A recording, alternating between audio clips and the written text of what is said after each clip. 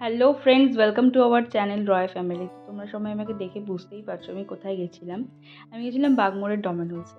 তো গেছিলাম কাঁচরাপাড়া। তো ফেরার পথে ভাবলাম যে আমরা তো কোনোদিনও ডমিনোসে যাইনি, এমনি বাড়িতে অর্ডার দিয়ে খেয়েছি পিৎজাটা। তো ডমিনোসে গিয়ে বসে পিৎজা খাওয়া হয়নি, তো তার জন্য ভাবলাম যাওয়া যাক আজকে।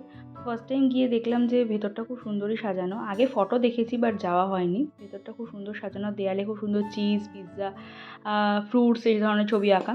তো পুরো ফাঁকা ডমিনোসটা। তার কারণ হচ্ছে আমরা গেছিলাম 4টের সময়। তো 4টের সময় কেউ ছিল না, আমরা দুজন ছিলাম। আর এখানে আমি মেনু কার্ডটা শেয়ার করেছি, তোমাদের যাদের যাদের দরকার এখান থেকে পজ করে দেখে নিতে পারো। এটা হচ্ছে কাউন্টার, এখানেই আমরা অর্ডারটা দিলাম।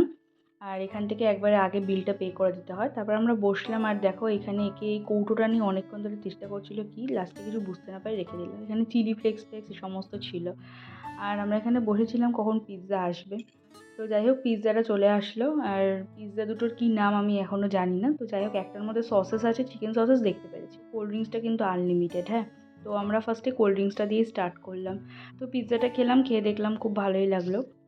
আর এখানে তো পিৎজা খাওয়া শুরু করে দিয়েছে, একদম গরম, দারুণ খেতে লাগছিলো। আর এখানে খুব চিজি ছিল পিৎজাটা, খেলাম। তো খাওয়া দাওয়া শেষ করে বেরিয়ে গেলাম। তো আমার এই ছোট্ট মিনি ব্লগটা ভালো লাগলে সবাই লাইক, কমেন্ট অ্যান্ড শেয়ার করো, সাথে থেকো, অবশ্যই সাবস্ক্রাইব করো।